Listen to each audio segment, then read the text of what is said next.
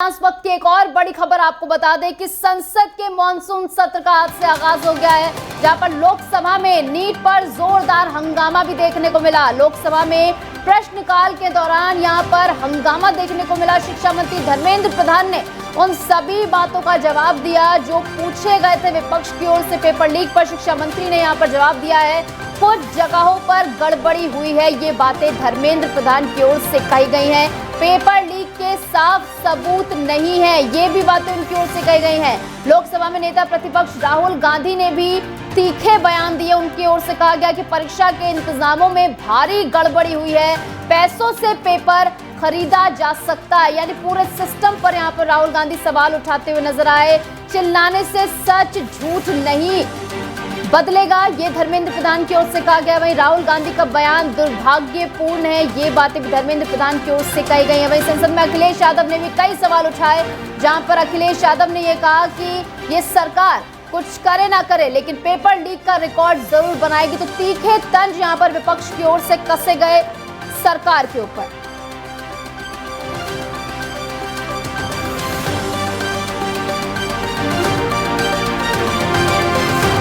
तो संसद के मॉनसून सत्र का आज से आगाज हो गया है। क्या कुछ हंगामा यहां पर देखने को मिला, इसके ज्यादा जानकारी के लिए हमारे साथ न्यूज रूम से हमारे वरिष्ठ संवाददाता राजकुमार चौधरी जुड़ गए। सीधा उनका रुख करेंगे। राजकुमार, देखिए, नीट पेपर लीक को लेकर इतनी साफ बहस पहली बार संसद में देखने को मिली। हर बार ऐसा होता था या तो विपक्ष बोलता था या सरकार बोलती थी, लेकिन इस बार सरकार और विपक्ष दोनों एक दूसरे पर हावी होते हुए नजर आए। इसका अगर सरलीकृत विश्लेषण किया जाए तो क्या होगा, इसका क्या मुख्य बिंदु रहे इसके?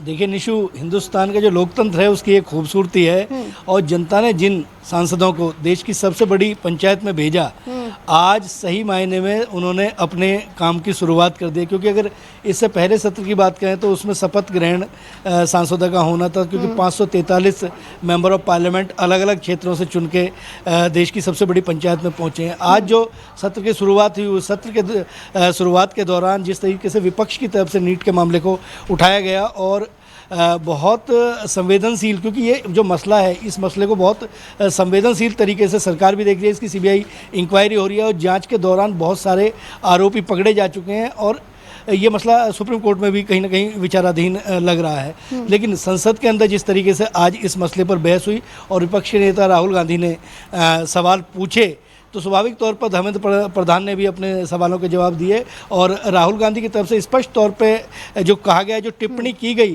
कि अगर किसी व्यक्ति के पास पैसा है तो वो हिंदुस्तान के बड़े से बड़े सिस्टम को, बड़े से बड़े परीक्षा देने वाले सिस्टम को भी खरीद सकता है। इस टिप्पणी पर निश्चित तौर पे जो सरकार की तरफ से जो कहा गया, लेकिन आज एक बात जरूर देखने के लिए मिली कि धर्मेंद्र प्रधान ने, जिसे शिक्षा मंत्री धर्मेंद्र प्रधान ने अपनी बात को रखा कि वो किसी के एहसान पर चुनकर नहीं आए हैं, उनको एक क्षेत्र की जनता ने चुना है, जनता के प्रतिनिधि हैं। प्रधानमंत्री नरेंद्र मोदी ने उन्हें शिक्षा मंत्री बनाया है और वो इस मंत्रालय में काम कर रहे हैं। जो भी बहुत बेहतर होगा वो छात्रों के लिए बिल्कुल स्वाभाविक तौर पर किया जाएगा। और धर्मेंद्र प्रधान ने बहुत स्पष्ट तौर पे कहा कि सुप्रीम कोर्ट से एक टिप्पणी हुई कि नीट के अंदर जितने भी परीक्षार्थी हैं उनके नाम सार्वजनिक होने चाहिए। और 3 दिन पहले सरकार ने ये जानकारी देश की सबसे बड़ी पंचायत में शिक्षा मंत्री की तरफ से रखी गई कि ये जो नाम है, इन नामों में जो बच्चे नीट की परीक्षा में जो परीक्षार्थी थे उनके नाम पब्लिक डोमेन में हैं। कोई व्यक्ति कहीं भी जाकर, अगर शिक्षा मंत्रालय की किसी साइट पे जाना है तो जाकर वो ये देख सकता है कि इसमें कौन अभ्यर्थी था, किसके कितने नंबर मिले, क्योंकि मसला बहुत संवेदनशील है। और देखो, सीबीआई की इंक्वायरी चली है, सीबीआई की इंक्वायरी के दौरान जिस तरीके से चीज़ें निकली, लेकिन अखिलेश यादव ने भी, समाजवादी पार्टी के जो सांसद हैं और राष्ट्रीय अध्यक्ष हैं, उन्होंने भी अपनी बात को रखा और बहुत संवेदनशील तरीके से बात रखते हुए, लेकिन एक चुटकी जरूर उन्होंने ली कि जब तक धर्मेंद्र प्रधान शिक्षा मंत्री रहेंगे तब तक बच्चों को जो न्याय है वो नहीं मिल पाएगा। लेकिन इस पर स्वाभाविक तौर पर टिप्पणी करना लाजमी था, क्योंकि अगर शिक्षा मंत्री को छेड़ा जाएगा, देखिए क्रिया है, क्रिया की प्रतिक्रिया स्वाभाविक तौर पर होगी। और धर्मेंद्र प्रधान ने वो अपना जवाब में कहा भी कि वो किसी के रहमो करम से चुनकर नहीं आए हैं, उन्हें किसी सर्टिफिकेट की आवश्यकता नहीं है, सरकार से जो बेहतर होगा वो जरूर किया जाएगा। और धर्मेंद्र प्रधान ने बहुत स्पष्ट तौर पर कहा कि जब रिमोट वोट से सरकार चला करती थी। यूपीए 1 यूपीए 2 की उन्होंने बात की कि शिक्षा मंत्री कपिल सिब्बल थे। कपिल सिब्बल इसमें जो ये परीक्षाएं हैं, इन परीक्षाओं की सुधार के लिए बिल लेके आए थे, लेकिन उन जो 3 बिल थे, उन 3 बिलों पर चर्चा तक मुनासिब नहीं समझी। तो स्वाभाविक तौर पर ये एक कहीं ना कहीं कांग्रेस पर एक टिप्पणी जरूर करते हुए दिखे सरकार। और आज जो ये मसला है, आज जो संसद है, संसद में सांसदों को कहने का अधिकार है, वो अपनी बात रख रहे हैं, अपने अपने क्षेत्र की बात रख रहे हैं, अपने लहजे में बात रख रहे हैं। लेकिन कल का जो दिन है, कल का दिन बहुत महत्वपूर्ण होने वाला है। बजट आना है और ये देखना बड़ा दिलचस्प होगा कि सांसद किस तरीके से, किन मर्यादाओं में रह के अपनी जिम्मेदारियों का निर्वहन करते हैं। बिल्कुल, मॉनसून सत्र जो है हंगामेदार होने वाला है, इसकी वानगी तो पहले दिन ही देखने को मिल गई, जहाँ पर नीट मुद्दे पर यहाँ पर जबरदस्त सियासी संग्राम देखने को मिला। बहुत बहुत शुक्रिया राजकुमार हमारे से जुड़ने के लिए और तमाम जानकारी हमारे साथ साझा करने के लिए।